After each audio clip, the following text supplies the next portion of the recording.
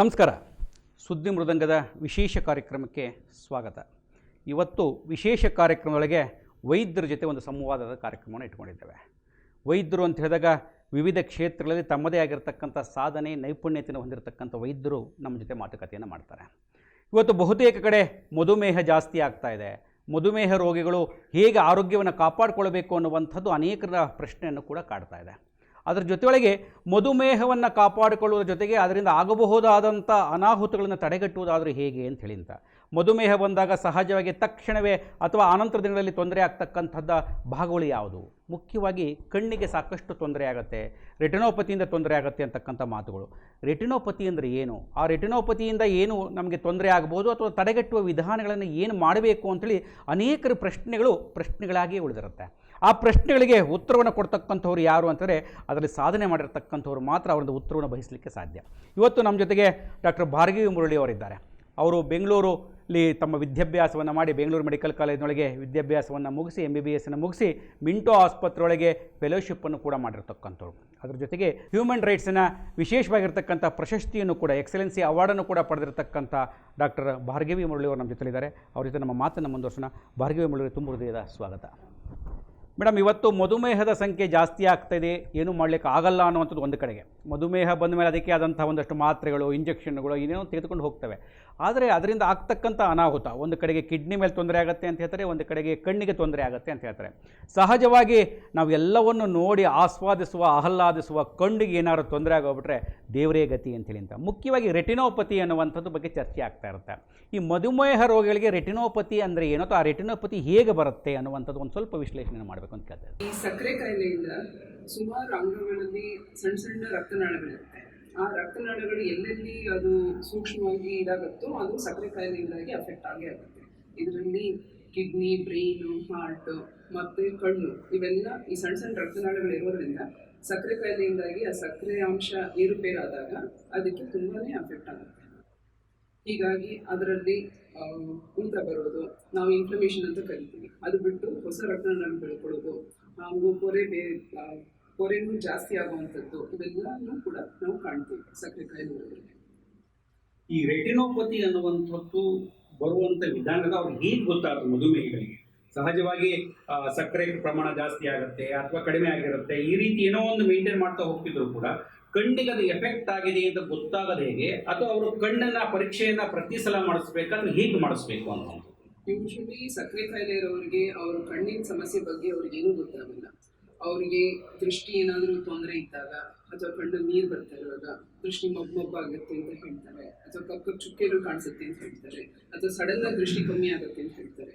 ಅಂಥ ಸಂದರ್ಭದಲ್ಲಿ ಮಾತ್ರ ಎಂಥ ಮಧುಮೇಹ ಅಂತಲ್ಲ, ಎಂಥ ತೊಂದರೆ ಇರೋರು ಆವಾಗಲೇ ಗೊತ್ತಾಗೋದು, ಆವಾಗಲೇ ಕಣ್ಣಿನ ಪರೀಕ್ಷೆಗೆ ಬರೋದು. ಹೀಗಾಗಿ ನಮಗೆ ಅದೆಲ್ಲ ಕಾಣೋದು ಯಾವಾಗ ಅಂದರೆ ಕಾಂಪ್ಲಿಕೇಟೆಡ್ ಸ್ಟೇಜ್ ಅಂತ. ಸೊ ಯಾವಾಗ ಕಾಂಪ್ಲಿಕೇಶನ್ಸ್ ಆಗುತ್ತೋ ಆವಾಗ ಈ ಸಮಸ್ಯೆಗಳು ಕಾಣಿಸ್ಕೊಳ್ತದೆ ಕಣ್ಣಲ್ಲಿ. ಸೊ ಅಂಥ ಸ್ಟೇಜಲ್ಲಿ ಬಂದಾಗ ನಾವು ಕಣ್ಣಿನ ಪರೀಕ್ಷೆ ಮಾಡಿಬಿಟ್ಟು ಆವಾಗ ಹೇಳ್ತೀವಿ ಈ ಥರ ತೊಂದರೆ ಇದೆ ಅಂತ ಆವಾಗ ಹೇಳ್ತೀವಿ. ಸೊ ಹೀಗಾಗಿ ಸಕ್ಕರೆ ಕಾಯಿಲೆ ಇರೋರಿಗೆ ಗೊತ್ತಾಗೋದು ತುಂಬಾ ಕಷ್ಟ. ಹಾಗಾಗಿ ನಾವು ಎಲ್ಲ ಮಧುಮೇಹ ಇರೋವಂಥವ್ರಿಗೆ 6 ತಿಂಗಳಿಗೊಮ್ಮೆ ಇಲ್ಲ ವರ್ಷಕ್ಕೊಂದ್ಸಲ ಕಡ್ಡಾಯವಾಗಿ ಅವರು ಕಣ್ಣಿನ ತಪಾಸಣೆ ಮಾಡಿಸ್ಲೇಬೇಕು ಅಂತ ನಾವು ಹೇಳ್ತೇವೆ. ಈಗ ಸಾಮಾನ್ಯವಾಗಿ ಕಣ್ಣಿನ ತಪಾಸಣೆಗೆ ಅನೇಕ ಕ್ಲಿನಿಕ್ಗಳಿದೆ, ಆ ಕ್ಲಿನಿಕ್ಗಳನ್ನ ಹೋಗ್ತೀವಿ ಕಣ್ಣಿನ ತಪಾಸಣೆಗೆ. ಜನರಲ್ ಕಣ್ಣಿನ ತಪಾಸಣೆ ಮಾಡ್ತಕ್ಕಂಥದ್ದು ಒಂದು ಕಡೆಗಾದ್ರೆ, ಈ ಮಧುಮೇಹಿಗಳು ಹೋದಾಗ ಅವ್ರು ಏನಾದ್ರು ಹೇಳಬೇಕಾ ಅಥವಾ ಅದಷ್ಟು ಅದೇನೇ ಅಲ್ಲಿರುವಂಥ ತಪಾಸಣೆ ಮಾಡುವಂಥ ವೈದ್ಯರಿಗೆ ಹೇಳಬಹುದಾ? ಇವತ್ತೇನಾಗಿದೆ ಅಂತಂದರೆ ಅನೇಕರು ವಯಸ್ಸಾದಂಥವ್ರು ಇರ್ತಾರೆ, ಹಾಗೆ ಈಗ ಮಧುಮೇಹಕ್ಕೆ ವಯಸ್ಸೇನಿಲ್ಲ. ಇವತ್ತು ಮಧುಮೇಹ ಬಹಳ ವರ್ಷಗಳ ಹಿಂದಿನ ದೊಡ್ಡ ವಯಸ್ಸಾದರೂ ಬರ್ತಾ ಇತ್ತು ಅನ್ನುವಂಥದ್ದು ಭಾವನೆ ಇತ್ತು. ಈಗ ಹುಟ್ಟಿರ್ತಕ್ಕಂಥ ಮಗುಗೂ ಕೂಡ ಮಧುಮೇಹ ಬರುವಂಥ ಪರಿಸ್ಥಿತಿ ಇರುವಾಗ ವಯಸ್ಸಿನ ಪ್ರಶ್ನೆ ಏನೂ ಬರೋದಿಲ್ಲ ಇಲ್ಲಿ ಅನ್ನುವಂಥದ್ದು. ಆದರೆ ಆ ಚೆಕಪ್ ಹೋದಾಗ, ಐ ಚೆಕಪ್ ಹೋದಾಗ ನಾವು ಹೇಳಬೇಕಾ ಡಾಕ್ಟ್ರಿಗೆ, ಅಥವಾ ಡಾಕ್ಟ್ರೇ ಅದನ್ನು ಪರಿಶೀಲಿಸಿ ನಿಮಗೆ ರೆಟಿನೋಪತಿ ಟ್ರೀಟ್ಮೆಂಟ್ ಕೊಡಬೇಕು ಅಂತ ಏನಾದ್ರು ಹೇಳ್ತಾರಾ? ಇಲ್ಲ, ಪ್ರತಿ ಟೈಮು ಪ್ರತಿ ಪೇಷಂಟ್ ನಮ್ಮಲ್ಲಿ ಬಂದಾಗ ಕಣ್ಣಿನ ದೃಷ್ಟಿ, ಕಣ್ಣಿನ ಒತ್ತಡ, ಆಮೇಲೆ ಅವರಿಗೆ ಪೊರೆ ಇದೆಯೋ ಇಲ್ವೋ ಅಂತ ಚೆಕ್ ಮಾಡಿಬಿಟ್ಟು, ಹಾಗೂ ಎಲ್ಲದನ್ನು ಪ್ಯೂಪಿಲರಿ ರಿಯಾಕ್ಷನ್ ಆಗಲಿ, ಕಾರ್ನಿಯಾ, ಲೆನ್ಸ್ ಎಲ್ಲದನ್ನು ಚೆಕ್ ಮಾಡಿ, ಆಮೇಲೆ ಡ್ರಾಪ್ಸ್ ಅಂತ ಡೈಲೇಟಿಂಗ್ ಡ್ರಾಪ್ಸ್ ಅಂತ ಒಂದು ಹಾಕ್ತೀವಿ. ಅದರಿಂದ ನಮಗೆ ಒಳಗಡೆ ಕಣ್ಣಿನ ಒಳಗಡೆ ರೆಟಿನಾ ಅಂತ ನಾವು ಹೆಣ್ಣು ಕರಿತೀವಿ, ಅಕ್ಷಿಪಟೆ, ಆ ಅಕ್ಷಿಪಟ ಮತ್ತು ಆಪ್ಟಿಕ್ ನರ್ವ್ ಇದು ಎರಡನ್ನೂ ನಮಗೆ ಅದರದ್ದು ಫಂಕ್ಷನ್ಸ್ ಹೆಂಗೆ ನಡೀತಾ ಇದೆ, ಅದು ಸರಿ ಇದೆಯಾ, ಅವರಿಗೆ ದೃಷ್ಟಿಗೆ ಏನಾದರೂ ಅದು ಹಾನಿ ಮಾಡ್ತಾ ಇದೆಯಾ ಇಲ್ವೋ ಅಂತ ನಮಗೆ ತಿಳಿಯುತ್ತೆ. ಸೊ ಹೀಗಾಗಿ ಯಾರಾದರೂ ಕಣ್ಣಿನ ತಪಾಸಣೆ ಬಂದಾಗ ದೃಷ್ಟಿಯಿಂದ ಹಿಡಿದು ರೆಟಿನಾವರೆಗೂ ಪ್ರತಿಯೊಂದನ್ನು ನಾವು ಪರೀಕ್ಷೆ ಮಾಡಿ ಅವ್ರಿಗೆ ಏನೇನು ತೊಂದರೆ ಇದೆ, ರೆಟಿನಾ ತೊಂದರೆ ಇದೆಯಾ, ಗ್ಲೋಕೋಮಾ ತೊಂದರೆ ಇದೆಯಾ, ಅಥವಾ ಪೊರೆ ತೊಂದರೆ ಇದೆಯಾ, ಅಥವಾ ಬೇರೆ ಏನಾದರೂ ಕಾರ್ನಿಯಾ ತೊಂದರೆ ಇದೆಯಾ, ಎಲ್ಲವನ್ನೂ ನಾನು ಅವರಿಗೆ ತಿಳಿಸ್ತೀನಿ. ನಾವು ಇದಕ್ಕೆ ವಿಶೇಷವಾಗಿರ್ತಕ್ಕಂಥ ಕ್ಲಿನಿಕ್ಗಳಿಗೆ ಹೋಗ್ಬೇಕಾ? ಇವತ್ತು ಏನಾಗಿದೆ ಅಂದರೆ ಐ ಕ್ಲಿನಿಕ್ಗಳು ಸಾಕಷ್ಟು ಇದೆ, ಅದೇನು ನಿರ್ಣಯ ಮಾಡ್ತಿಲ್ಲ. ನಾವು ಸಾಮಾನ್ಯ ತಕ್ಷಣ ನಮಗೆ ಏನೋ ಮಂಜು ಆಗ್ತಾ ಇದೆ ಅಥವಾ ಓದಲಿಕ್ಕೆ ತೊಂದರೆ ಆಗ್ತಾ ಇದೆ ಅನ್ನುವಂಥ ಸಂದರ್ಭವಾಗಿ ನಾವು ಸಣ್ಣ ಪುಟ್ಟ ಕ್ಲಿನಿಕ್ಗಳಿಗೆ ಹೋಗ್ತೇವೆ, ಕಣ್ಣುಗಳನ್ನು ತಪಾಸಣೆಯನ್ನು ಮಾಡಿಸ್ತೇವೆ, ಬರ್ತೇವೆ. ಆದರೆ ಈ ರೆಟಿನೋಪತಿಯನ್ನೇ ಮಾಡೋದಕ್ಕಿಂತ ಪ್ರತ್ಯೇಕವಾಗಿರ್ತಕ್ಕಂತಹ ಚಿಕಿತ್ಸಾಲಯಗಳಿಗೆ ಹೋಗ್ಬೇಕಾ ಅಥವಾ ವೈದ್ಯರ ಬಳಿ ಹೋಗ್ಬೇಕಾ ಅಥವಾ ಸಾಮಾನ್ಯವಾಗಿರ್ತಕ್ಕಂಥ ಐ ಕ್ಲಿನಿಕಲ್ಲಿ ಆಗುತ್ತಾ ಇದು? ರೆಟಿನಾ ಸ್ಪೆಷಲಿಸ್ಟ್ ಇರೋ ಜಾಗದಲ್ಲಿ ಹೋದರೆ ಅವರು ಎಲ್ಲವನ್ನೂ ಕರೆಕ್ಟಾಗಿ ಚೆಕ್ ಮಾಡ್ತಾರೆ. ಸೊ ಯಾಕಂದರೆ ರೆಟಿನಾ ಚೆಕಪ್ ಮಾಡುವಾಗ ಒಂದು ರೆಟಿನಾನ ಫಸ್ಟ್ ನೋಡುವಂಥದ್ದು, ಅದ್ರ ಜೊತೆ ರೆಟಿನಾಗೆ ಸಂಬಂಧಪಟ್ಟಿದ್ದು ಕೆಲವು ಟೆಸ್ಟ್ಗಳಿದೆ. ನಾವು ಫ್ಲೋರಸಿನ್ ಏಂಜಿಯೋಗ್ರಫಿ ಅಂತೀವಿ, OCT ಸ್ಕ್ಯಾನ್ ಅಂತ ಹೇಳ್ತೀವಿ. ಇವೆಲ್ಲ ಮಾಡಬೇಕು ಅಂದರೆ ಅದು ಎಲ್ಲೆಲ್ಲಿ ಅವೈಲಬಲ್ ಇದೆಯೋ ಅಂಥ ಸಂಸ್ಥೆಗಳಿಗೆ ಹೋಗುವಂಥದ್ದು ಒಳ್ಳೆಯದು. ಈಗ ಏನಾಗಿದೆ ಅಂದರೆ ಮಧುಮೇಹಿಗಳಿಗೆ ತಕ್ಷಣ ಗೊತ್ತಾಗಲ್ಲ ನಮ್ಮ ಕಣ್ಣಿಗೆ ಏನು ತೊಂದರೆ ಆಗ್ತಾ ಇದೆ ಅಂತೇಳಿ ಅಂತ. ಮನೆಯೊಳಗಿರ್ತಕ್ಕಂಥವ್ರು ಕೂಡ ಅದನ್ನು ತಕ್ಷಣ ಗುರುತಿಸ್ಲಿಕ್ಕೆ ಆಗೋದಿಲ್ಲ. ಅವ್ರಿಗೇನೋ ಸುಸ್ತಾಯಿತು ಅಂದರೆ ಮಧುಮೇಹ ಜಾಸ್ತಿ ಆಗಿದೆ ಅಂತ ಅಥವಾ ಕಡಿಮೆ ಆಗಿದೆ ಅಂತ ತಕ್ಷಣ ಭಾವಿಸ್ಬೋದು. ಕಣ್ಣಿಗೆ ನನಗೆ ತೊಂದರೆ ಆಗ್ತಾ ಇದೆ, ನಾನು ಇದನ್ನೇ ತೋರಿಸ್ಬೇಕು ಅನ್ನೋದಕ್ಕೆ ನೀವು ಹೇಳಿದ್ರೆ ಒಂದಷ್ಟು ಕಣ್ಣಲ್ಲಿ ನೀರು ಬರ್ಬೋದು, ಮತ್ತೊಂದು ಆಗ್ಬೋದು ಅಂತೇಳಿ ಅಂತ. ಅದ್ರ ಉಳಿದ ಲಕ್ಷಣಗಳು ಅವ್ರಿಗೆ ಏನಾದ್ರು ಗೊತ್ತಾಗುತ್ತಾ ಅವರಿಗೆ? ಅದೇ ದೃಷ್ಟಿ ಮಬ್ಬಾಗೋದು ಒಂದು ತಿಳಿಯುತ್ತೆ, ಬಟ್ ಅದು ಬಿಟ್ಟರೆ ಅವರಿಗೆ ಇನ್ನೂ ಹೆಚ್ಚಾಗಿ ಏನು ಗೊತ್ತಾಗಲ್ಲ. ಸೊ ಹಾಗಾಗಿ ಮಧುಮೇಹ ಇರುವಂಥವರು ಕಂಪಲ್ಸರಿಲಿ 6 ಮಂತ್ಲಿ ಒನ್ಸ್ ಅಥವಾ ಇಯರ್ಲಿ ಒನ್ಸ್ ಚೆಕ್ ಮಾಡಿಸ್ಕೊಳ್ಳೋದು ಒಳ್ಳೆಯದು. ಈಗ ಇವಾಗ ತಾನೇ ಶುರು ಆಗಿದೆ ಮಧುಮೇಹ ಅಂದರೆ ಅವ್ರಿಗೆಲ್ಲ ಇನಿಷಿಯಲಿ ಅರ್ಲಿ ಒಂದು first base line retina examination ಅಂತ ನಾವು ಕರಿತೀವಿ, ಅದನ್ನು ಒಂದ್ಸತಿ ಮಾಡಲೇಬೇಕಾಗುತ್ತೆ.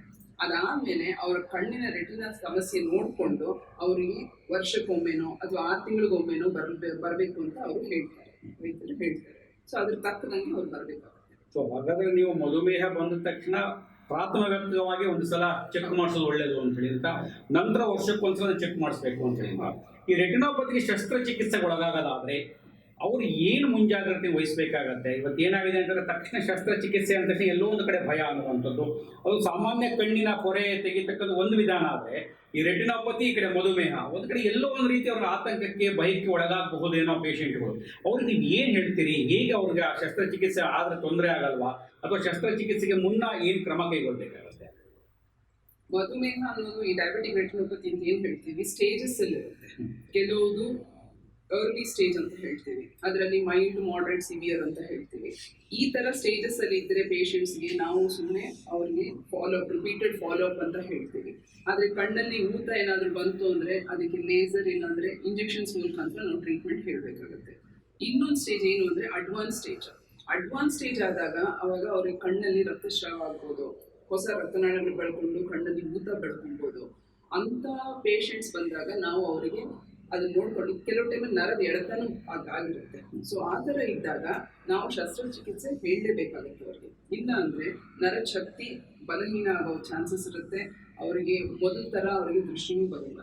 ಸೊ ಹಾಗಾಗಿ ರಕ್ತಸ್ರಾವ ಆದಾಗ ನರದ ಎಳೆತ ಇರುವಾಗ ಅಂಥ ಪೇಷಂಟ್ಸಿಗೆ ನಾವು ಶಸ್ತ್ರಚಿಕಿತ್ಸೆ ಹೇಳಲೇಬೇಕಾಗುತ್ತೆ. ಸೊ ಅದನ್ನು ಆದಷ್ಟು ಬೇಗ ಮಾಡಿಸಿದ್ರೆ ಅವರಿಗೆ ಇರೋ ದೃಷ್ಟಿನ ನಾವು ಕಾಪಾಡ್ಕೊಬೇಕು ಹೊರತು ತುಂಬ ಲೇಟ್ ಆಯಿತು ಇನ್ನೊಂದು 6 ತಿಂಗಳು ವೆಯ್ಟ್ ಮಾಡೋಣ ತಾನಾಗಿ ಸರಿ ಹೋಗುತ್ತಾ ಅಂತ ಅವ್ರು ಕಾಯ್ಕೊಂಡಿದ್ರೆ ಅವಾಗ ಖಂಡಿತ ಅದಾಗಲ್ಲ. ಯಾಕಂದರೆ ಅದರಲ್ಲಿ ಆಪ್ಟಿಕ್ ನರ್ವ್ ಅಂತ ನಾವೇನು ಹೇಳ್ತೀವಿ, ರೆಟಿನಾ ಅಂತ ನಾವೇನು ಹೇಳ್ತೀವಿ, ಅದಕ್ಕೆ ಶಕ್ತಿ ಕಳ್ಕೊಳ್ಳುತ್ತೆ. ಸೊ ಹಾಗಾಗಿ ಅವರಿಗೆ ಮೊದಲಿನ ಥರ ದೃಷ್ಟಿ ಬರಲ್ಲ. ಇರೋದ್ರಲ್ಲಿ ಒಂದು 50%, 60% ಆ ಥರ ದೃಷ್ಟಿ ಉಳ್ಕೊಳ್ಳೋಷ್ಟು ಸಾಧ್ಯತೆ ಇರುತ್ತೆ. ಸೊ ಹಾಗಾದರೆ ಮಧುಮೇಹಿಗಳು ಕಣ್ಣಿನ ಬಗ್ಗೆ ಸಾಕಷ್ಟು ಎಚ್ಚರಿಕೆ ವಹಿಸಬೇಕು ಅಂತಕ್ಕಂಥದ್ದು ತಮ್ಮ ಅಭಿಪ್ರಾಯ. ಇಲ್ಲದೆ ಹೋಯಿತು ಅಂದರೆ ಬಹುಶಃ ಕಣ್ಣಿನ ದೃಷ್ಟಿಯನ್ನೇ ಕಳೆದುಕೊಳ್ಳಬಹುದಾದಂತಹ ಹೆಚ್ಚಿನ ಸನ್ನಿವೇಶಗಳಿರೋದ್ರಿಂದ ಅವರು ಬಹಳಷ್ಟು ಜಾಗರೂಕರಾಗಿರಬೇಕು ಅಂತಕ್ಕಂಥ ಮಾತು ಹೇಳ್ತಾರೆ. ಶಸ್ತ್ರಚಿಕಿತ್ಸೆಗೂ ಮುನ್ನ ಶಸ್ತ್ರಚಿಕಿತ್ಸೆ ಏನಂದ್ರೆ, ಈಗ ಶಸ್ತ್ರಚಿಕಿತ್ಸೆ ಹಿಂದಿನ ಬಹಳ ವರ್ಷಗಳ ಕಾಲದೊಳಗೆ ವಾರಗಟ್ಟಲೆ 15 ದಿವಸಗಟ್ಟಲೆ ಇರಬೇಕಿತ್ತು, ಕಣ್ಣಿಗೊಂದು ಕಪ್ಪು ಬಟ್ಟೆ ಹಾಕಬೇಕಾಗಿತ್ತು, ಇವೆಲ್ಲ ಭಾವನೆಗಳಿತ್ತು. ಈಗ ಅದೆಲ್ಲವೂ ಹೋಗಿದೆ ಅಂತಕ್ಕಂಥದ್ದು. ನೀವು ಶಸ್ತ್ರಚಿಕಿತ್ಸೆ ಮಾಡಿಸ್ಕೊಳ್ಳಿಕ್ಕೆ ಬಂದರೆ, ಸಹಜವಾಗಿ ರೆಟಿನೋಪತಿನ ಮಾಡಿಸ್ಕೊಳ್ಳಿಕ್ಕೆ ಬಂದರೆ ಅವರು ಎಷ್ಟು ದಿವಸ ಅಥವಾ ಎಷ್ಟು ಗಂಟೆಗಳ ಕಾಲ ಇರಬೇಕಾಗತ್ತೆ, ಅದರ ನಂತರ ಅವರ ಸ್ಥಿತಿಗತಿಗಳಿಗೆ? ಈಗ ಪೊರೆ ಆಪರೇಷನ್ ಅಂದರೆ, ಪೊರೆ ಆಪರೇಷನ್ಗೆ ನೀವು ಹೇಳೋ ಥರ ಕಪ್ಪು ಪಟ್ಟಿ ಹಾಕ್ಕೊಂಡು 15 ದಿನ ಹಾಗೆಲ್ಲ ಕೂತ್ಕೊಳ್ಳೋ ಅವಶ್ಯಕತೆ ಇಲ್ಲ. ಪೊರೆ ಆಪರೇಷನ್ ಇವಾಗ ಲೇಟೆಸ್ಟ್ ಟೆಕ್ನಾಲಜಿ ಇಟ್ಕೊಂಡು ಫೇಕ್ ಬಯೋಮೆನ್ಸಿಫಿಕೇಶನ್ ಅಂತ ಹೇಳ್ತೀವಿ, MICS ಅಂತ ಹೇಳ್ತೀವಿ, ಫೆಮ್ಟೋಲಾಸಿಕ್ ಅಂತ ಹೇಳ್ತೀವಿ. ಈ ಥರ ಸುಮಾರು ಅಡ್ವಾನ್ಸ್ ಟೆಕ್ನಿಕ್ಸ್ ಇಂದ ಅದನ್ನು ಬೇಗ ಮಾಡಿಸ್ಬೋದು. ಆದ್ರೆ ರೆಟಿನಾ ಸರ್ಜರೀಸ್ ಅಂತ ನಾವೇನಂತ ಕರಿತೀವಿ, ವಿಟ್ರೋರೆಟಿನಲ್ ಸರ್ಜರೀಸ್ ಅಂತ, ಅದು ತುಂಬಾ ಲಾಂಗ್ ಡ್ಯೂರೇಷನ್ ಸರ್ಜರಿ. ಪೊರೆ ಆಪರೇಷನ್ ಅಷ್ಟು ಸುಲಭನೂ ಅಲ್ಲ, ಅಷ್ಟು ಬೇಗನೂ ಆಗಲ್ಲ. ಅದಕ್ಕೆ 1.5 to 2 hours ಆಗುತ್ತೆ. ಸರ್ಜರಿ ಆದಮೇಲೆ ಅವರು ಕೆಲವು ಟೈಮಲ್ಲಿ ನಾವು ಕಣ್ಣಿನಲ್ಲಿ ಗ್ಯಾಸ್ ಅಥವಾ ಆಯಿಲ್ ಅಂತ ನಾವು ಹಾಕ್ತೀವಿ. ಸೊ ಅದನ್ನೆಲ್ಲ ಸ್ಟೆಬಿಲೈಸ್ ಆಗಬೇಕು ಅಂದರೆ ಅವರು 15 days ಅಂದರೆ 2 ವಾರಕ್ಕೆ ಅವರು ಒಂದು ಪೊಸಿಷನ್ ಮೇಂಟೈನ್ ಮಾಡಬೇಕಾಗುತ್ತೆ, ರೆಸ್ಟಲ್ಲಿ ಇರಬೇಕಾಗುತ್ತೆ, ಡ್ರಾಪ್ಸ್ನ ಕರೆಕ್ಟಾಗಿ ಹಾಕಬೇಕಾಗುತ್ತೆ. ಸೊ ಹಾಗಾಗಿ ರೆಟಿನಾ ಸರ್ಜರಿ ಆಗಬೇಕು ಅಂದರೆ ಅವರು 1 ವಾರ, 10 ದಿನ, 15 ದಿನ ಅವ್ರು ರೆಸ್ಟಲ್ಲಿ ಇರಬೇಕಾಗುತ್ತೆ. ಸೊ ರೆಸ್ಟೋರೆಂಟ್ ಜೊತೆಯೊಳಗೆ ಆದಷ್ಟು ಅವರು ಮುಂಜಾಗ್ರತೆಯನ್ನು ವಹಿಸಬೇಕಾಗಿರ್ತಕ್ಕಂಥದ್ದು ಅನ್ನುವಂಥ ಮಾತುಗಳನ್ನು ನೀವು ಹೇಳ್ತೀರಿ. ಇನ್ನೊಂದು ಕಡೆಗೆ ಈಗ ಈ ರೆಟಿನೋಪತಿನ ನಾಳೆ ಆರಂಭದಲ್ಲೇ ಕೇಳಿದೆ, ಮಧುಮೇಹಗಳಿಗೆ ಬರುತ್ತೆ, ಅದು ಅತಿ ಹೆಚ್ಚಾಗಿ ಬರುತ್ತೆ ಅಂತೇಳಿ ಅಂತ. ಅದನ್ನ ರೆಟಿನೋಪತಿವರೆಗೂ ಹೋಗಬಾರದು ನಮ್ಮ ಕಣ್ಣು, ಅಥವಾ ನಮ್ಮ ಕಣ್ಣಿನ ದೃಷ್ಟಿ ಸಹ ಈಗೇನಿದೆ ಅದು ಹಾಗೆ ಮುಂದುವರಿಬೇಕು ಅನ್ನುವಂಥದ್ದಾದರೆ ಅವರು ಮುಂಜಾಗ್ರತೆ ಏನು ಕೈಗೊಳ್ಳಬೇಕು ಅಂತ? ಫಸ್ಟು ಅವ್ರದ್ದು ಶುಗರ್ಸ್ ಕಂಟ್ರೋಲಲ್ಲಿ ಇಟ್ಕೊಬೇಕು. ಆಮೇಲೆ ಬೇರೆ ಕೊಲೆಸ್ಟ್ರಾಲು, BP ಆ ಥರ ಏನಾದರೂ ಇತ್ತು ಅಂದರೆ ಅದಕ್ಕೂ ತಕ್ಕ ಔಷಧಿಗಳು ತಗೊಂಡು ಅದನ್ನು ಕಂಟ್ರೋಲಲ್ಲಿ ಇಟ್ಕೊಬೇಕು. ಆಮೇಲೆ ರೆಗ್ಯುಲರ್ ಆಗಿ ಐ ಚೆಕಪ್ ಮಾಡಿಸ್ಬೇಕು, ಕಣ್ಣಿನ ತಪಾಸಣೆ ನಡೆಸಲೇಬೇಕು. ಇಲ್ಲ ಅಂದರೆ ಅವ್ರಿಗೆ ಗೊತ್ತಾಗಲ್ಲ ದೃಷ್ಟಿ ಏನಕ್ಕೆ ಮಬ್ಬಾಗಿದೆ, ಪೊರೆ ಬಂದಿದೆಯಾ, ಬೇರೆ ಸಣ್ಣ ಸಣ್ಣ ಸಮಸ್ಯೆಗಳು, ಕಣ್ಣಿನ ಡ್ರೈನೆಸ್ ಅಂದರೆ ಒಣಗೋಗ್ತವೆ ಬೇಗ, ಅದು ಕಣ್ಣು ಕುಟಿಕೆಗಳು ಅಥವಾ ರೆಪ್ಪೆ ಸಮಸ್ಯೆಗಳು, ಈ ಥರ ಏನಾದರೂ ಇದೆಯಾ ಅಂತಲೂ ನಾವು ನೋಡ್ಬೋದು. ಅದರ ಜೊತೆ ಲೆನ್ಸ್ ಜೊತೆ ರೆಟಿನಾ ಮತ್ತು ಆಪ್ಟಿಕ್ ನರ್ವು, ಗ್ಲಾಕೋಮಾ ಇದೆಲ್ಲನೂ ಬೇರೆ ಚೆಕ್ ಮಾಡ್ಬೋದು. ಯಾಕಂದರೆ ಮಧುಮೇಹ ಇರುವಂಥವ್ರಿಗೆ ಮಾಮೂಲಿ ಇರುವಂಥವ್ರಿಗಿಂತ 2ರಷ್ಟು ಈ ಕಾಯಿಲೆಗಳು ಜಾಸ್ತಿ ಆಗುವಂಥ ಒಂದು ಸಂದರ್ಭ ಇದೆ. ಸೊ ಹಾಗಾಗಿ ಇವುಗಳನ್ನ ನಾವು ರೆಗ್ಯುಲರ್ ಆಗಿ ಚೆಕ್ ಮಾಡ್ಕೊಬೇಕು ಅಂದರೆ ಅವ್ರು 6 ತಿಂಗಳು ಅಥವಾ 1 ವರ್ಷಕ್ಕೊಂದ್ಸಲ ಕಂಪಲ್ಸರಿಯಾಗಿ ಅವರು ಐ ಚೆಕಪ್ ಮಾಡಿಸ್ಬೇಕು.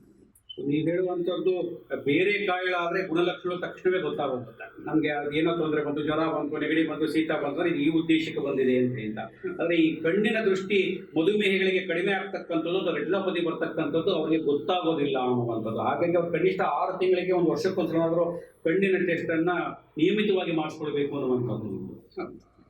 ಕಣ್ಣಿನ ಟೆಸ್ಟನ್ನು ಮಾಡಿಸ್ಕೊಂಡ ನಂತರ ಆಪರೇಷನ್ ಆಗಬೇಕು ಅನ್ನುವಂಥ ವಿಧಾನಕ್ಕೆ ಬಂದಾದರೆ ಮುಂಚೆ ಸಹಜವಾಗಿ 1 ಕಣ್ಣು ಆಪರೇಷನ್ ಆದಮೇಲೆ ಇನ್ನೆಷ್ಟೋ ದಿವಸ 2 ಕಣ್ಣು ಆಪರೇಷನ್ ಮಾಡಬೇಕು, ಈ ರೀತಿ ಎಲ್ಲ ಇದ್ದಂಥದ್ದು. ಈಗಿನ ಪರಿಸ್ಥಿತಿಯೊಳಗೆ ಅವ್ರಿಗೆ 2 ಕಣ್ಣು ಏನಾರ ಶಸ್ತ್ರಚಿಕಿತ್ಸೆ ಆಗಬೇಕು ಅನ್ನುವಂಥ ಪರಿಸ್ಥಿತಿ ಆದರೆ ಅದನ್ನು ಹೇಗೆ ಟ್ರೀಟ್ ಮಾಡ್ತೀರಿ ಅಥವಾ ಅವ್ರು ಅದನ್ನು ಹೇಗೆ ಅದನ್ನು ಸ್ವೀಕರಿಸಬೇಕಾಗುತ್ತೆ? ಈಗ 2 ಕಣ್ಣು ಅಫೆಕ್ಟ್ ಆಗುವಂಥ ಸುಮಾರು ಪೇಷಂಟ್ಸ್ಗೆ ನಮ್ಮನ್ನು ಬರ್ತಾರೆ. ಅದರಲ್ಲಿ ಏನು ಅಂದರೆ ಒಂದು ಕಣ್ಣಲ್ಲಿ ದೃಷ್ಟಿ ಒಂದ್ರ ಮಟ್ಟಿಗೆ ಒಂದು ಅಡಿಯಷ್ಟು ಕಾಣಿಸೋ ಥರ ಇರುತ್ತೆ, ಇನ್ನೊಂದರಲ್ಲಿ ಬರೀ ಬೆಳಕು ಮಾತ್ರ ಅಪ್ರಿಷಿಯೇಟ್ ಮಾಡುವಂಥದ್ದು ಇರುತ್ತೆ. ಸೊ ಆ ಥರ 2 ಕಣ್ಣನ್ನು ನಾವು ಪರೀಕ್ಷೆ ಮಾಡಿಬಿಟ್ಟು ಯಾವ ಕಣ್ಣಲ್ಲಿ ಬೇಗ ಅವರಿಗೆ ಓಡಾಡೋಕ್ಕಾಗುತ್ತೆ, ಯಾವ ಕಣ್ಣಲ್ಲಿ ಇಟ್ಕೊಂಡು ಅವರು ಬೇಗ ದೃಷ್ಟಿ ಚೆನ್ನಾಗಿ ಆಗ್ಬೋದು, ಬೆಟರ್ ಸಕ್ಸಸ್ಫುಲ್ಲಾಗಿ ರಿಸಲ್ಟ್ಸ್ ಬರುತ್ತೆ ಅಂತ ನೋಡಿಕೊಂಡು ಆ ಕಣ್ಣಿಗೆ ಫಸ್ಟ್ ನಾವು ಆಪ್ರೇಷನ್ ಮಾಡ್ತೀವಿ. ಆ ಕಣ್ಣು ಆಪ್ರೇಷನ್ ಆಗಿ 1-2 ವಾರ ಆಗ್ತಿದ್ದಂಗೆ ಆ ಕಣ್ಣಲ್ಲಿ ಅವ್ರಿಗೆ ದೃಷ್ಟಿ ಎಷ್ಟು ಮಟ್ಟಿಗೆ ಬರುತ್ತೆ ಅಂತ ನೋಡ್ಕೊತೀವಿ. ಅವರಿಗೆ ತಮ್ಮದಾದ ಕೆಲಸಗಳು ತಾವೇ ಮಾಡ್ಕೊಳ್ಳೋ ಥರ, ಮನೆಯಲ್ಲಿ ಅವರವರೇ ಓಡಾಡ್ಕೊಳ್ಳೋ ಥರ ಅಷ್ಟು ಆಯಿತು ಅಂದರೆ ಆವಾಗ 1 ತಿಂಗಳು ಇಲ್ಲ 20 ದಿನ ಬಿಟ್ಬಿಟ್ಟು ಇನ್ನೊಂದು ಕಣ್ಣು ಪ್ಲಾನ್ ಮಾಡ್ತೀವಿ. ಸೊ ಒಂದು ಕಣ್ಣು ನಂತರವಾಗಿ ಇನ್ನೊಂದು ಕಣ್ಣು ಅದರ ಅನುಕೂಲಗಳನ್ನು ಮತ್ತು ಅವರ ಸ್ಥಿತಿಗತಿಗಳನ್ನು ನೋಡ್ಕೊಂಡು ಮಾಡ್ಕೊಳ್ತಕ್ಕಂಥದ್ದು ಅನ್ನೋದ್ರಿಂದ ಕಡೆಯದಾಗಿ ಮಧುಮೇಹಿಗಳು ಏನು ಅವರು ಮುಂಜಾಗ್ರತೆಯನ್ನು ವಹಿಸಬೇಕು, ಅವರು ಇರುವ ಸ್ಥಿತಿಗತಿಗಳು, ಅವರ ಆರೋಗ್ಯ ಮತ್ತು ಅವರ ಆಹಾರ ಪದ್ಧತಿ ಹೇಗಿರಬೇಕು ನಿಮ್ಮ ದೃಷ್ಟಿಕೋನದಲ್ಲಿ? ಮಧುಮೇಹ ಇರುವಂಥವ್ರು ಅವರಿಗೆ ಡಯಾಬಿಟಿಕ್ ಡಯಟ್ ಅಂತ ಏನಂತ ನಾವು ಹೇಳಿಕೊಟ್ಟಿರ್ತಾರೋ ಅದನ್ನು ಅವರು ಪಾಲಿಸ್ಕೊಳ್ತಾ ಇರಬೇಕು. ಅದು ಬಿಟ್ಟು ಅದರ ಜೊತೆ ಕೊಲೆಸ್ಟ್ರಾಲು ಇಲ್ಲ BP ಇಲ್ಲ ಕೆಲವು ಟೈಮಲ್ಲಿ ಪ್ರೆಗ್ನೆನ್ಸಿ ಟೈಮಲ್ಲೂ ಈ ರೆಟಿನೋಪತಿ ಕಾಣಿಸ್ಕೊಳ್ತದೆ. ಸೊ ಅಂಥ ಟೈಮಲ್ಲೂ ಅವರು ಕಣ್ಣಿನ ಪರೀಕ್ಷೆ ಮಾಡಿಸಲೇಬೇಕಾಗುತ್ತೆ. ಕೆಲವು ಟೈಮ್ ಚಿಕ್ಕ ಮಕ್ಕಳಿಗೂ ಅವರಿಗೆ ಬೇಗನೆ ಶುಗರ್ ಸ್ಟಾರ್ಟ್ ಆಗೋಗುತ್ತೆ. ಅಂದರೆ 2-3 ವರ್ಷ ಇರುವಾಗಲೇ ಮಕ್ಕಳಿಗೆ ಶುಗರ್ ಇದೆ ಅಂತ ಹೇಳಿ ಇನ್ಸುಲಿನ್ ಎಲ್ಲ ಸ್ಟಾರ್ಟ್ ಮಾಡಿರ್ತಾರೆ. ಅಂಥ ಮಕ್ಕಳನ್ನು ನಾವು ವರ್ಷಕ್ಕೊಮ್ಮೆ ನೋಡ್ತಾನೆ ಇರಬೇಕು. ಕಣ್ಣು 14-15 ವರ್ಷ ತುಂಬುವವರೆಗೂ ಮಕ್ಕಳಿಗೆ ಅಷ್ಟೊಂದು ಅಫೆಕ್ಟ್ ಆಗಲ್ಲ. ಬಟ್ ಅವರು ಹಾರ್ಮೋನಲ್ ಇಂಬ್ಯಾಲೆನ್ಸ್ ಆಗೋ ಟೈಮ್ಗೆ ಅಂಥ ಟೈಮಲ್ಲಿ ಅವರಿಗೆ ಆ ರೆಟಿನಾನಲ್ಲೂ ಚೇಂಜಸ್ ಸ್ಟಾರ್ಟ್ ಆಗುತ್ತೆ. ಸೊ ಹಾಗಾಗಿ ಆ 14 to 16 ಇಯರ್ಸ್ ತುಂಬ ಕ್ರೂಷಿಯಲ್. ರೆಗ್ಯುಲರ್ ಆಗಿ ಅವಾಗ ಚೆಕಪ್ ಮಾಡಿಸ್ತಾ ಇರಬೇಕು, ಅದಾದಮೇಲೂ ಚೆಕಪ್ ಮಾಡ್ತಾನೆ ಇರಬೇಕು. ಸೊ ಹೀಗಾಗಿ ಏನು ಸಮಸ್ಯೆ ಇದೆಯೋ ಇಲ್ವೋ ಮಧುಮೇಹಕ್ಕೆ ಒಳಗಾಗಿರೋರು ಪ್ರತಿಯೊಬ್ಬರು ವರ್ಷಕ್ಕೊಂದ್ಸಲ ಅವ್ರ ಕಣ್ಣಿನ ಪರೀಕ್ಷೆ ಮಾಡಿಸೋದು ಒಳ್ಳೆಯದು. ಸೊ ನೀವು ಹೇಳುವಂಥದ್ದಾಗೋದಾದರೆ ಮಧುಮೇಹಿಗಳಿಗೆ ರೆಟಿನೋಪತಿ ಪರೀಕ್ಷೆ ಮಾಡೋಕ್ಕಾಗಲಿ ಅಥವಾ ಬರೋದಕ್ಕಾಗಲಿ ಯಾವುದೇ ವಯಸ್ಸಿಲ್ಲ ಅನ್ನುವಂಥದ್ದು. 14 ವರ್ಷದ ನಂತರಗಳಿಗೆ ಯಾರಿಗೆ ಬೇಕಾದ್ರೂ ಯಾವ ಸಂದರ್ಭದಲ್ಲಿ ಬೇಕಾದರೂ ಅದು ಬರಬಹುದು. ಹಾಗಾಗಿ ನಿಯಮಿತವಾಗಿ ಅವರು ಚೆಕ್ ಮಾಡಿಸಲೇಬೇಕು ಅನ್ನುವಂಥದ್ದನ್ನು ನಿಮ್ಮ ಅಭಿಪ್ರಾಯ? ಚೆಕ್ ಮಾಡಿಸ್ಬೇಕು. ಮಧುಮೇಹಿಗಳು ಏನು ಈ ರೆಟಿನೋಪತಿಗೆ ಒಳಗಾಗಬಹುದಂಥ ಸಾಧ್ಯತೆಗಳು ಜಾಸ್ತಿ ಇದೆ ಅಂತ ಹೇಳಿದ. ಹಾಗಾಗಿ 14 ವರ್ಷ ದಾಟಿದ ಮೇಲೆ, ಸಹಜ ಇವತ್ತು ಮುಂಚೆ ಆಗಿದ್ದರೆ ಮಧುಮೇಹ ಬರ್ತಕ್ಕಂಥದ್ದು ಬಹಳ ವರ್ಷಗಳಾದ ಮೇಲೆ, ವಯಸ್ಸಾದ ಮೇಲೆ, ಮೊಮ್ಮಕ್ಕಳು ಬಂದ ಮೇಲೆ ಅನ್ನುವಂಥ ಕಲ್ಪನೆಗಳು ನಮ್ಮಲ್ಲಿತ್ತು. ಈಗ ಹುಟ್ಟುವ ಮಗುವಿಗೆ ಮಧುಮೇಹ ಬರುವಂಥ ಪರಿಸ್ಥಿತಿ ಬಂದಿರತಕ್ಕಂಥದ್ದು. ಹಾಗಾಗಿ ಹುಟ್ಟಿದ ಮಗುವೂ ಬರಬಹುದು, ವಯಸ್ಸಾದವರಿಗೂ ಬರಬಹುದು, ಯಾವಾಗ ಬೇಕಾದ್ರೂ ಬರ್ಬೋದು. ಅದು ಬರೋದಕ್ಕೆ ಯಾವುದೇ ವಯಸ್ಸು ಇಲ್ಲ ಅನ್ನುವಂಥದ್ದು. ಹಾಗಾಗಿ 14 ವರ್ಷದವರೆಗೆ ಯಾವುದೇ ಅಷ್ಟು ಬೇಗ ಕಣ್ಣಿಗೆ ತೊಂದರೆ ಆಗಲ್ಲ. 14 ವರ್ಷದ ನಂತರವರೆಗೆ ನಿಯಮಿತವಾಗಿ ಪರೀಕ್ಷೆಯನ್ನು ಮಾಡಿಸ್ಕೊಳ್ಬೇಕು ಅನ್ನುವಂಥದ್ದು ಡಾಕ್ಟರ್ ಭಾರ್ಗವಿ ಅವರ ಅಭಿಪ್ರಾಯ. ಮೇಡಮ್, ಈಗ 14 ವರ್ಷದ ಒಳಗಿನ ಮಕ್ಕಳ ವಿಚಾರಕ್ಕೆ ಬರೋದಾದರೆ ಅವರಿಗೆ ಆ ಕಣ್ಣಿಗೆ ತೊಂದರೆ ಆಗಲ್ಲ ಅಷ್ಟು ಬೇಗ ಅಂತ ಹೇಳ್ತೀರಿ. ಯಾಕೆ ಅವ್ರಿಗೆ ತಡ್ಕೊಳ್ಳೋ ಶಕ್ತಿ ಇರುತ್ತೆ ಅಂತನಾ, ಅಥವಾ ಆಹಾರ ಪದ್ಧತಿಯ ಅನುಕೂಲತೆಗಳ ಯಾಕೆ ಅವ್ರಿಗೆ ಅಷ್ಟು ಬೇಗ ತೊಂದರೆ ಆಗಲ್ಲ ಅಂತ ಹೇಳ್ತಾರೆ ಮೆಡಿಕಲ್ ದೃಷ್ಟಿಯಿಂದ? ಯೂಶಲಿ ಅದು ಗ್ರೋಯಿಂಗ್ ಏಜ್ ಅಂತ ನಾವು ಹೇಳ್ತೀವಿ. ಗ್ರೋಯಿಂಗ್ ಏಜ್ ಇರುವಾಗ ಎಲ್ಲದನ್ನು ಯೂಶಲಿ ನಾರ್ಮಲ್ ಆಗಿ ಬರ್ತಾ ಇರುತ್ತೆ. ಬಟ್ ಒನ್ಸ್ ಅವರು 12-13 ಇಯರ್ಸ್ ಆದಾಗ ಪ್ಯೂಬರ್ಟಲ್ ಏಜ್ ಅಂತ ನಾವೇನಂತ ಕರಿತೀವಿ, ಅವಾಗ ಹಾರ್ಮೋನಲ್ ಚೇಂಜಸ್ ಇಂದಾಗಿ ರೆಟಿನಲ್ಲಿ ಆ ಚೇಂಜಸ್ ಜಾಸ್ತಿ ಆಗ್ಬೋದು. ಸೊ ಹಾಗಾಗಿ ಇವಾಗ ಸಪೋಸಿಂಗ್ ಅವರಿಗೆ ಇನ್ಸುಲಿನ್ ಡಿಪೆಂಡೆಂಟ್ ಡಯಾಬಿಟಿಸ್ ಮೆಲಿಟಸ್ ಇದೆ ಅಂತ ಇಟ್ಕೊಳ್ಳಿ, IDDM ಅಂತ ಹೇಳ್ತೀವಿ, ಟೈಪ್ 1 ಡಯಾಬಿಟಿಸ್ ಅಂತ ಹೇಳ್ತೀವಿ. ಆ ಥರ ಇದ್ದರೆ ಎಲ್ಲ 14 ವಯಸ್ಸಿರೋರಿಗೆ ಡಯಾಬಿಟಿಸ್ ಇರೋರಿಗೆ ಅದಾಗತ್ತೆ ಅಂತ ಏನಿಲ್ಲ. ಕೆಲವು ಮಕ್ಕಳಿಗೆ ರೆಟಿನಾ ಅಫೆಕ್ಟ್ ಆಗುತ್ತೆ, ಕೆಲವರಿಗೆ ಆಗದೇನೂ ಇರ್ಬೋದು. ಬಟ್ ಹಾಗಾಗಿ ನಾವು ಎಲ್ಲರನ್ನೂ ಸ್ಕ್ರೀನ್ ಮಾಡಿಕೊಂಡು ಎಲ್ಲರನ್ನೂ ನಾವು ಪರೀಕ್ಷೆ ಮಾಡಿದ್ರೆ ಯಾರಿಗಾದ್ರೂ ತೊಂದರೆ ಇದ್ದರೆ ಅದಕ್ಕೆ ಇಮಿಡಿಯೇಟ್ ನಾವು ಏನು ಟ್ರೀಟ್ಮೆಂಟ್ ಮಾಡಬೇಕು ಅಂತ ನಾವು ಮಾಡ್ಕೊಂಡು. ಸೊ ಟ್ರೀಟ್ಮೆಂಟ್ ಏನಾಗುತ್ತೆಪ್ಪ ಅಂದರೆ ಅವಾಗ ಒಂದು ಇಂಜೆಕ್ಷನ್ಸ್ ಮುಖಾಂತರ ಅವಾಗ ಹೇಳಿದಂಗೆ ನರದಲ್ಲಿ ಊತ ಇದ್ರೆ ಇಂಜೆಕ್ಷನ್ಸ್ ಕೊಡ್ತೀವಿ, ಇಲ್ಲ ಅಂದರೆ ಲೇಸರ್ ಟ್ರೀಟ್ಮೆಂಟ್ ಅಂತಿದೆ. ಯೂಶಲಿ ಎಲ್ಲ ಮಧುಮೇಹಗಳಿಗೂ ಲೇಸರ್ ಟ್ರೀಟ್ಮೆಂಟ್ ಮಾಡಲೇಬೇಕು. ಬಟ್ ಅಡ್ವಾನ್ಸ್ ಸ್ಟೇಜಿಗೆ ಹೋದಾಗ ಮಾತ್ರ ನಾವು ಶಸ್ತ್ರಚಿಕಿತ್ಸೆ ಕೇಳ್ತೀವಿ. ನಿಮಗೆ ಕಡೆಯದಾಗಿ ಮಧುಮೇಹಿಗಳಿಗೆ ನೀವೇನು ಸಲಹೆ ಮತ್ತು ಎಚ್ಚರಿಕೆ, ಯಾಕೆಂದರೆ ಸಲಹೆಯೂ ಮುಖ್ಯವಾಗಿದೆ, ಎಚ್ಚರಿಕೆಯೂ ಮುಖ್ಯವಾಗಿರುತ್ತೆ. ಸಲಹೆಗಳನ್ನು ಕೊಟ್ಟಿದ್ದನ್ನು ಅವ್ರು ಪಾಲಿಸಬೇಕಾಗತ್ತೆ, ಪಾಲಿಸದೆ ಹೋದರೆ ಭಾಳ ಕಷ್ಟ ಆಗುತ್ತೆ ಅಂತ ಹೇಳ್ತಾ. ಹಾಗಾಗಿ ನೀವು ಕಡೆಯದಾಗಿ ಏನು ಸಲಹೆ ಮತ್ತು ಏನು ಎಚ್ಚರಿಕೆಯನ್ನು ಕೊಡಲಿಕ್ಕೆ ಇಷ್ಟ? ಸಲಹೆ ಅಂತ ಕೇಳಿದ್ರೆ ಎಲ್ಲ ಡಯಾಬಿಟಿಕ್ ಪೇಷಂಟ್ಸು ಒಮ್ಮೆ ಅವರು ಕಣ್ಣಿನ ಪರೀಕ್ಷೆ ಮಾಡಿಸಲೇಬೇಕು. ಹಾಗಾಗಿ ಇವಾಗ ನಾವು ಅದನ್ನು ಡಿವೈಡ್ ಮಾಡ್ಕೊಂಡಿರ್ತೀವಿ. ಇವಾಗ ಡಯಾಬಿಟಿಕ್ ಸಿನ್ಸ್ 1 ಇಯರ್ ಅಂದರೆ 1 ವರ್ಷದಿಂದ ಡಯಾಬಿಟಿಸ್ ಇದೆ ಅವರಿಗೆ ಅಂದರೆ ಅವರಿಗೆ ಇಯರ್ಲಿ ಚೆಕಪ್ ಮಾಡಿಕೊಂಡ್ರೆ ಸಾಕು. ಅಂದರೆ ರೆಟಿನಾನಲ್ಲಿ ಏನು ಸಮಸ್ಯೆ ಇಲ್ಲದೆ ಇದ್ದಾಗ, ಆದರೆ ರೆಟಿನಾಲ್ ಆಗಲೇ ತೊಂದರೆಗಳು ಶುರು ಆಗೋಗಿದೆ, ಫಸ್ಟ್ ರೆಟಿನಾ ಎಕ್ಸಾಮಿನೇಷನಲ್ಲಿ ಸಿಕ್ಕಾಪಟ್ಟೆ ತೊಂದರೆಗಳು ಕಾಣಿಸ್ತಾ ಇದೆ ಅಂದರೆ ಅಂಥವ್ರಿಗೆ ನಾವು 6 ತಿಂಗಳಿಗೊಂದ್ಸಲ ಚೆಕಪ್ಗೆ ಹೇಳ್ತೀವಿ. ಸೊ ಅವರ ರೆಟಿನಾನಲ್ಲಿರೋ ಸಮಸ್ಯೆ ನೋಡಿಕೊಂಡು ಅವರಿಗೆ ವರ್ಷಕ್ಕೊಮ್ಮೆನ ಅಥವಾ 6 ತಿಂಗಳಿಗೊಂದ್ಸಲನ ಅಥವಾ 3 ತಿಂಗಳಿಗೊಂದ್ಸಲನ ಅಂತ ನಾವು ಹೇಳ್ತೀವಿ. ವೀಕ್ಷಕರೇ, ಡಾಕ್ಟರ್ ಭಾರ್ಗವಿ ಅವರು ಸಾಕಷ್ಟು ಸಲಹೆಗಳನ್ನು ಕೊಟ್ಟಿದ್ದಾರೆ, ಎಚ್ಚರಿಕೆಯನ್ನು ಕೊಟ್ಟಿದ್ದಾರೆ. ಇವತ್ತು ಏನಾಗಿದೆ ಅಂತಂದರೆ, ನಮ್ಗೆ ಎಲ್ಲೋ ಒಂದು ಕಾಲಿಗೆ ಏಟಾದರೆ ಹೇಗೋ ಕಷ್ಟಪಟ್ಟು ಕೊಂಡುಕೊಂಡು ಹಿಡಿಯಬಹುದು, ಕಣ್ಣಿಗೆ ಏಟಾದರೆ ಕಣ್ಣೇ ದೃಷ್ಟಿ ಇಲ್ದಾಗ ಆಗೋಗ್ಬಿಟ್ರೆ ಆ ಪರಿಸ್ಥಿತಿಯನ್ನು ಯೋಚನೆ ಮಾಡೋದಕ್ಕೂ ನಮಗೆ ಭಯ ಆಗುತ್ತೆ. ಅದರಲ್ಲೂ ಮಧುಮೇಹಗಳಿಗೆ ಏನಾದರೂ ಕಣ್ಣಿನ ದೃಷ್ಟಿ ದೋಷ ಏನಾದ್ರು ಬಂತು ಅಂತಂದರೆ, ರೆಟಿನೋಪತಿ ಬಂತು ಅಂತಂದರೆ ಸರಿಯಾದ ಸಮಯಕ್ಕೆ ಸಕಾಲಕ್ಕೆ ಅದಕ್ಕೆ ಟ್ರೀಟ್ಮೆಂಟನ್ನು ಅಥವಾ ಶಸ್ತ್ರಚಿಕಿತ್ಸೆಯನ್ನು ತೆಗೆದುಕೊಳ್ಳೋದು ಹೋದರೆ ದೃಷ್ಟಿನೇ ಹೀನವಾಗ್ಬೋದು, ಅಥವಾ ಶೇಕಡವಾರು ಕೂಡ ಕಡಿಮೆ ಆಗ್ತಾ ಹೋಗ್ಬೋದು. ಆ ಅನುಭವಿಸ್ತಕ್ಕಂಥದ್ದು ಇದೆಯಲ್ಲ ಬಹಳ ಕಷ್ಟವಾಗಿರ್ತಕ್ಕಂಥದ್ದು. ಅನುಭವಿಸಬಾರ್ದು ಅಂತ ಹೇಳಿದ್ರೆ ನಾವು ಮುಂಜಾಗ್ರತೆ ಕ್ರಮಗಳನ್ನು ಕೈಗೊಳ್ಳಬೇಕು ಅಂತ ಹೇಳ್ತಾರೆ. ಭಾರ್ಗವಿಯವರು ಹೇಳ್ತಾ ಹೋದ್ರು, ಕನಿಷ್ಠ 6 ತಿಂಗಳಿಗೆ ವರ್ಷಕ್ಕೆ ಒಂದು ಸಲ ಪರೀಕ್ಷೆಯನ್ನು ಮಾಡಿಸಿ. ಪರೀಕ್ಷೆಯನ್ನು ಮಾಡಿಸ್ತಾ ಹೋದಾಗ ನೀವು ಏನಾಗಿದೆ, ಯಾವ ಹಂತದಲ್ಲಿದೆ ಅದು ಅಂತ ಹೇಳಿ ಚಿಕಿತ್ಸೆಯನ್ನು ಕೊಡಲಿಕ್ಕೆ ಅನುಕೂಲ ಆಗುತ್ತೆ ಅಂತ ಹೇಳ್ತಾರೆ. ಹಾಗೆಯೇ ಮಧುಮೇಹಗಳು ಏನು ಆರಂಭದಲ್ಲೇ ಅನೇಕರಿಗೆ ಬರುತ್ತೆ, ಮಧುಮೇಹ ಬರ್ಬೋದು, ಅವ್ರಿಗೂ ಕೂಡ ತೊಂದರೆ ಆಗಬಹುದು, ತೊಂದರೆ ಆಗದಲ್ಲೇ ಇರ್ಬೋದು. 14 ವರ್ಷದ ನಂತರವೇ ಅಂತ ಹೇಳಲಿಕ್ಕಾಗಲ್ಲ, ಬಹುತೇಕವಾಗಿ 14 ವರ್ಷದ ನಂತರ ಬರಬಹುದು ಅಂತಕ್ಕಂಥದ್ದು ಮಕ್ಕಳಿಗೆ. 14 ವರ್ಷ ವಯಸ್ಸಿಗೆ, 14 ವರ್ಷದ ಮಧುಮೇಹ ಬಂದು 14 ವರ್ಷ ಅಲ್ಲ, 14 ವರ್ಷ ವಯಸ್ಸಾದ ನಂತರ ಬರಬಹುದು ಅಂತಕ್ಕಂಥದ್ದು. ಹಾಗಾಗಿ ಎಲ್ಲ ಮಧುಮೇಹಗಳು ಕೂಡ ನಿಯಮಿತವಾಗಿ ಕಣ್ಣಿನ ಪರೀಕ್ಷೆಗೆ ಒಳಗಾಗ್ತಕ್ಕಂಥದ್ದು. ಕಣ್ಣಿನ ಪರೀಕ್ಷೆಗೆ ಹೋದಾಗ ಸಹಜವಾಗಿ ನಮ್ಮಲ್ಲಿ ಕೆಲವೊಬ್ಬರಿಗೆ ಇರುತ್ತೆ, ಕಣ್ಣು ಪರೀಕ್ಷೆ ಮಾಡಿದಾಗ ನಿಮಗೆ ಶುಗರ್ ಇದೆಯಾ ಅಂದರೆ ಇಲ್ಲ ಅಂತ ಹೇಳ್ಬಿಡ್ತೀವಿ. ಯಾಕೆಂದರೆ ಶುಗರ್ ಇದೆ ಅಂತಂದರೆ ಎಲ್ಲೋ ನಮ್ಮೊಂದು ಅಪಮಾನವೇನೋ ಅವಮಾನವೇನೋ ಅಂತ ಹೇಳ್ತಾರೆ. ಇವತ್ತು ಆ ಪರಿಸ್ಥಿತಿಯೇ ಇಲ್ಲ. ಹಾಗಾಗಿ ಕಣ್ಣಿಗೆ ಪರೀಕ್ಷೆಯನ್ನು ಹೋದ ಸಂದರ್ಭಗಳಿಗೆ ಶುಗರ್ ಇದೆ ಅಂತ ಹೇಳತಕ್ಕಂಥದ್ದು, ಆಗ ರೆಟಿನೋಪತಿ ಅವ್ರ ಚಿಕಿತ್ಸೆಗೆ ಕೊಡಬೇಕಾ ಬೇಡವಾ ಅಂತಕ್ಕಂಥದ್ದು ಅವರು ನಿರ್ಧಾರವನ್ನು ಮಾಡ್ತಾರೆ. ಹಾಗಾಗಿ ಎಲ್ಲ ನಿಯಮವನ್ನು, ಈ ಎಲ್ಲ ಸಲಹೆಗಳನ್ನು, ಈ ಎಲ್ಲ ಚಿಕಿತ್ಸೆಗಳನ್ನು, ಈ ಎಲ್ಲ ಎಚ್ಚರಿಕೆಗಳನ್ನು ಎಲ್ಲ ಮಧುಮೇಹಿಗಳು ಪಾಲಿಸೋಣ ಅಂತ ಹೇಳ್ತಾರೆ. ಇವತ್ತು ಅನೇಕ ಕಾರ್ಯದ ಒತ್ತಡದ ಮಧ್ಯದಲ್ಲಿ ಕೂಡ ಡಾಕ್ಟರ್ ಭಾರ್ಗವಿ ಅವರು ನಮಗೆ ತಿಳಿಬಂದು ಆ ಶಸ್ತ್ರಚಿಕಿತ್ಸೆ ಆಗ್ಬೋದು, ರೆಟಿನೋಪತಿ ಆಗ್ಬೋದು, ಆಗ ನಾವು ಕೈಗೊಳ್ಳಬೇಕಾದ ಕ್ರಮಗಳ ಬಗ್ಗೆ ಸಾಕಷ್ಟು ವಿವರಣೆ ಕೊಟ್ಟಿದ್ದಾರೆ. ಅವರಿಗೆ ಸುದ್ದಿ ಮೂಲದ ಪರವಾಗಿ ತುಂಬ ಧನ್ಯವಾದ. ವೀಕ್ಷಕರೇ, ಮತ್ತೆ ವಿಶೇಷವಾಗಿರ್ತಕ್ಕಂತಹ ಕಾರ್ಯಕ್ರಮ ವೈದ್ಯರ ಜೊತೆ ಮತ್ತೆ ನಮ್ಮ ಸಂವಾದವನ್ನು ಮತ್ತೆ ಭೇಟಿ ಮಾಡ್ತೇನೆ ನಿಮ್ಮನ್ನು. ಅಲ್ಲಿವರೆಗೂ ನಮಸ್ಕಾರ.